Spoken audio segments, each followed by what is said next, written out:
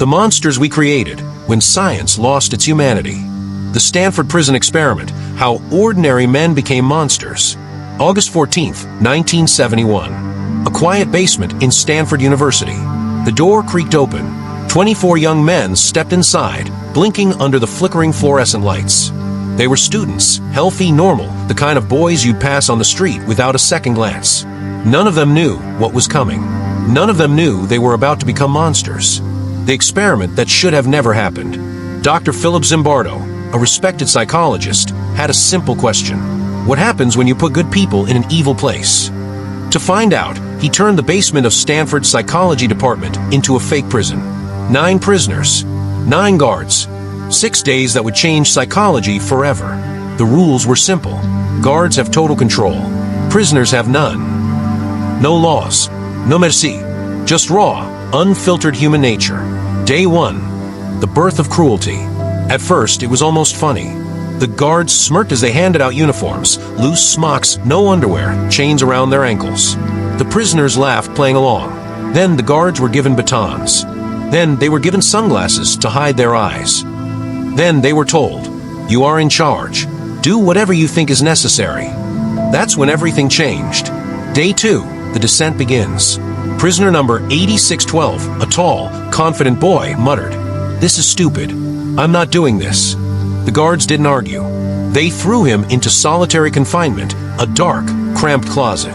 Then they made the other prisoners chant, 8612 is a bad prisoner. 8612 is a bad prisoner. His confidence shattered. He started screaming, begging to leave. The guards just smiled. Day 3, the breaking point. By now, the prison stank of sweat and fear. The guards had invented new punishments. Forced push-ups with a guard's foot on their backs. Sleep deprivation, middle-of-the-night roll calls. Humiliation, simulated sexual acts, cleaning toilets barehundet. One prisoner, number 819, collapsed.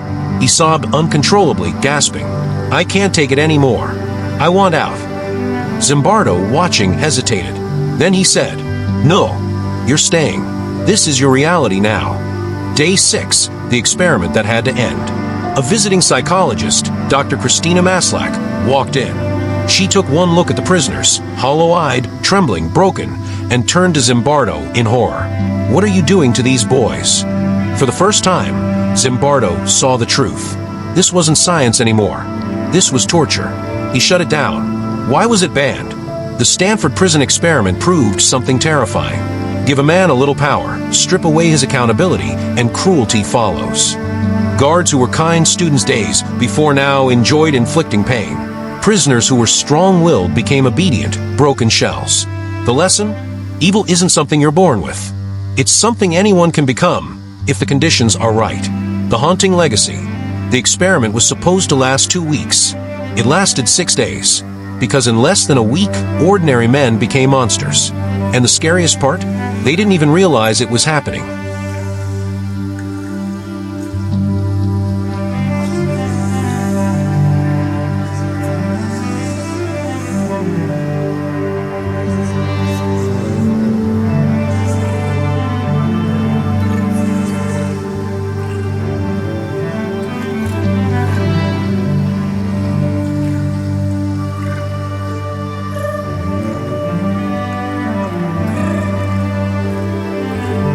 Playing God when science crossed the unthinkable.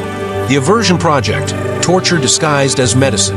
Pretoria, South Africa, 1971. The white-coated doctor smiled as he adjusted the electrodes. "This won't hurt much," he lied. The young soldier strapped to the chair trembled.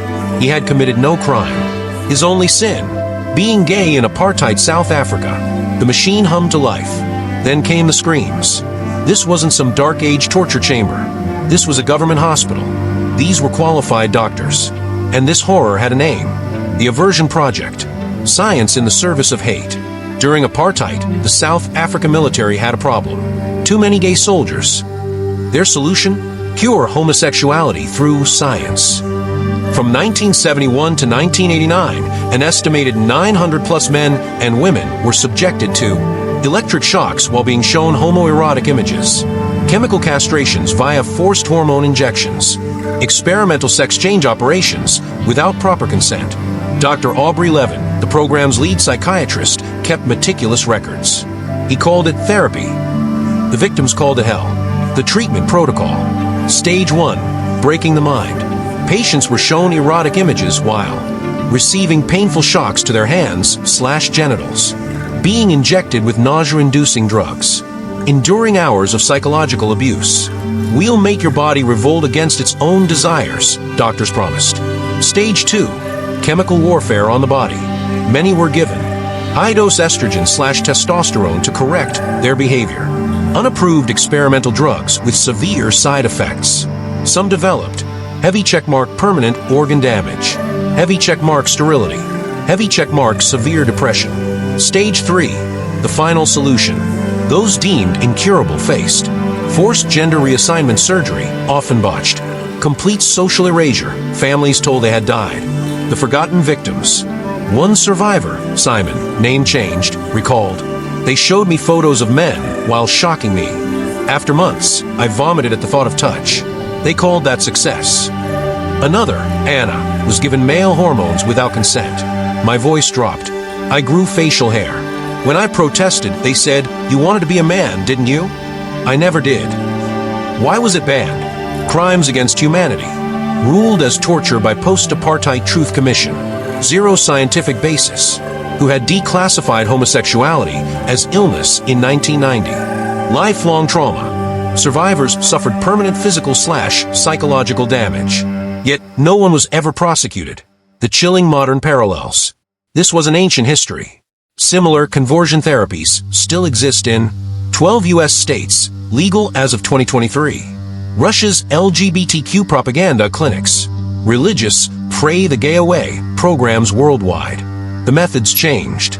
The cruelty didn't. A warning written in blood. Science has always been a weapon. In the right hands, it heals. In the wrong hands, it becomes monstrous. As one survivor put it, they didn't just want to change us. They wanted to erase us. MKUltra, the CIA's lost souls. Montreal, Canada. 1957, 2:47 nachts. The young woman strapped to bed had forgotten her own name. Her wrists were raw from struggling. Her mind, empty. The last thing she remembered was the needle. Then nothing. Now men in lab coats were flashing lights in her eyes, repeating the same question. Who do you work for? She didn't understand. She couldn't even remember what work meant. A doctor sighed, scribbling in his notes. Subject 73. Total memory, wipe successful. Proceeding to behavioral reprogramming. This wasn't a dystopian novel. This was MKUltra. Project MKUltra, the search for the perfect spy. At the height of the Cold War, the CIA faced a nightmare scenario. What if the Soviets developed mind control? Their response: beat them to it. From 1953 to 1973, the CIA secretly funded 149 plus mind control subprojects under MKUltra, including LSD dosing on unwitting civilians, hospital patients, prisoners, sex workers. Sensory deprivation torture, floating tanks, isolation chambers. Electroshock therapy to erase memories. Hypnosis and forced narco-interrogation. The goal? Create the perfect assassin. Heavy checkmark, no memories. Heavy checkmark, no morals. Heavy checkmark, no hesitation. The Montreal experiments, a doctor's descent into madness. Dr. Ewan Cameron, a respected psychiatrist, became the CIA's most prolific torturer. At Montreal's Allen Memorial Institute, he developed psychic driving. Depatterning. Patients, many seeking mild depression treatment, were put into drug-induced comas. Given electroshocks 3x daily for weeks. Result: complete personality annihilation. Reprogramming. Played tape loops for 16 plus hours per day. You are loved. You trust authority. Used paralytic drugs to prevent resistance. One victim, Jeanette Goodwin, described, "I woke up not knowing my children's names. The doctors said I'd always been like this." The shocking methods. One LSD as a weapon. CIA operatives dosed entire villages in France to test mass hysteria. Unwitting test subjects, like Frank Olson, jumped to their deaths from psychosis. 2. The Hell Room. Prisoners locked in pitch black, soundproof chambers for months. Many developed permanent hallucinations. 3. Sexual abuse as research. Prostitutes hired to dose clients with LSD. Hidden cameras recorded breakdowns for behavioral analysis. Why was it stopped? 1973 CIA purge. Director Richard Helms ordered all MKUltra files destroyed. Only 20,000 documents survived by accident. Congressional hearings, 1977. Victims testified about stolen memories, ruined lives. Led to ban on human experimentation without consent. The Olson cover-up. Bioweapons expert Frank Olson's suicide was later ruled a murder. Yet no one was ever convicted. The missing children. Declassified files reveal MKUltra's darkest rumor. Did they use children? Orphanages like Mount Hope, New York, reported unexplained lobotomies. Canada's The Finder's Case, 1987, revealed CIA-linked child trafficking. The truth?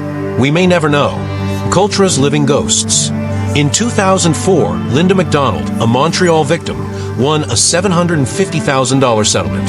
The apology letter read, "We regret the pain caused." She burned it. "Money doesn't give me back my 40 years of nightmares." A warning from history.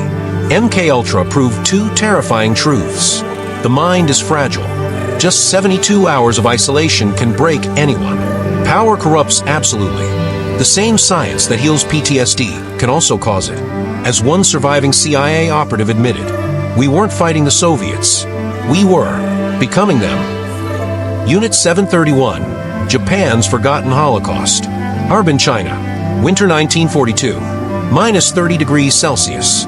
The prisoner screamed as the soldier poured water over his exposed arms. "Please, no more," he begged in Chinese. The Japanese doctor simply checked his watch, waiting. 5 minutes later, the man's flesh turned blue-black. A hammer tap produced a hollow clink, like striking porcelain. "Excellent," the doctor noted. Frostbite stage 4 achieved. This wasn't a battlefield. This was operating room number 5 of Unit 731, the factory of death. While Nazi doctors like Mengele became infamous, Japan's biological warfare unit conducted horrors on an industrial scale. 3,000 plus confirmed victims. Actual estimates reach 250,000 plus. No survivors from the main test groups. Children, pregnant women deliberately infected. All under the command of General Shiro Ishii, a man who saw humans as logs, Maryuta, disposable test material. The experiments, a clinical catalog of horror. 1. Live dissections, no anesthesia. Purpose, study organ function during disease progression. Method, prisoners infected with plague/viruses, then cut open while conscious. Doctor's note, subjects scream for 17 minutes during liver removal. 2. Frostbite testing. Purpose, help Japanese soldiers fight in Siberia. Method, limbs frozen then, heavy checkmark thawed with boiling water. Heavy checkmark smashed with mallets. Heavy checkmark amputated with no pain relief. 3. Pressure chambers. Purpose, test pilot ejections at high altitude. Method, prisoners locked in chambers, pressure increased until eyes popped out. 4. Biological weapons field tests. Dropped plague-infected fleas on Chinese villages. Forced prisoners to drink anthrax-laced water. Estimated 400,000 plus civilian deaths from outbreaks. The science behind the sadism. What made Unit 731 unique wasn't just cruelty, it was military-industrial efficiency. Assembly line killing. Specialized teams for infection, observation, dissection, incineration. Data over morality. 10,000 plus pages of precise medical data on exactly how long plague takes to kill. Minimum anthrax dose needed. Human tolerance limits for burns. Weaponized diseases. Developed. Plague bombs. Cholera-contaminated chocolate. Syphilis-loaded bullets. Why wasn't it stopped sooner? Isolated location. Based in Japanese-occupied China. Local reports dismissed as wartime propaganda. Total secrecy. All prisoners executed before Japan's surrender. Facilities demolished with dynamite. U.S. cover-up. In 1945, America granted immunity to Unit 731 staff in exchange for all research data, later used for U.S. bioweapons programs, space medicine research. The ghosts still whisper. 2002, Harbin, China. Construction workers uncovered a pit of bones, skulls with drill holes, limbs showing surgical cuts. 2018, Tokyo University. A professor discovered preserved organs from Unit 731 in their pathology collection. 2021, U.S. National Archives. Declassified documents confirmed. Heavy checkmark America knowingly hired Unit 731's lead doctors. Heavy checkmark data was used in Korean War bioweapon tests. A question without answers. We know what they did. We know how they did it. But one mystery remains. How could educated doctors, trained to heal, become monsters in lab coats? Perhaps the most terrifying answer comes from Unit 731's own records. When you stop seeing the screams and start seeing the data, everything becomes simple.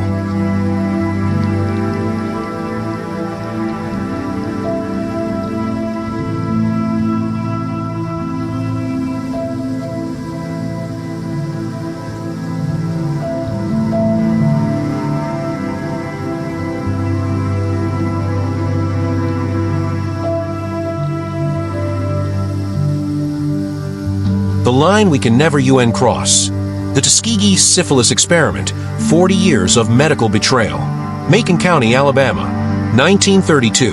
The government doctor handed the farmer a glass of cool water and a smile. "We're here to help you," he lied. For 40 years, 600 black men, 399 with syphilis, 201 without, were told they were receiving free health care from a U.S. government. The truth? They were human lab rats in the longest-running unethical medical experiment in American history. And when a cure was discovered, the doctors hid it. The setup, a study in deception. Official name, Tuskegee Study of Untreated Syphilis in the Negro Male. Real purpose, to document how syphilis destroyed black bodies from paralysis to insanity to death. The lies. Men were told they had bad blood, a local term for fatigue. Given fake, special treatments, aspirin, iron tonic. Offered free meals, burial insurance to stay compliant. The crime. When penicillin became the proven cure in 1947, heavy checkmark doctors denied it to subjects.